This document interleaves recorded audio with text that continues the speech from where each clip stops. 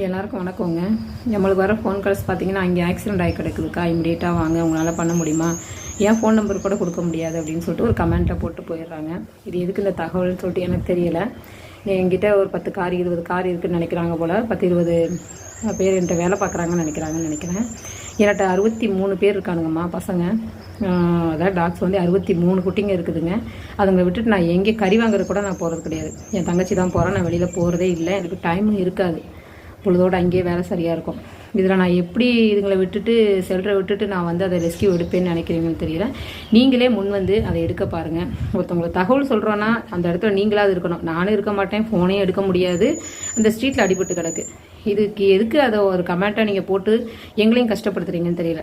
உண்மையாலுமே அதை நினச்சி ரொம்ப வேதனையாக இருக்கும். என்னாச்சு ஏதாச்சு அப்படின்னு சொல்லிட்டு ரொம்ப கம்மி. அதாவது ரெஸ்கியூவர் சில்லற உள்ளவங்களாம் ரொம்ப கம்மி. எல்லாருமே முன் வந்து மாற்றத்தை கொண்டு வரணும் ஒழிய ஒரே ஆள் மேலேயே சுமையை சுமத்தணும் அப்படின்னு சொல்லிட்டு எதிர்பார்க்காதீங்க.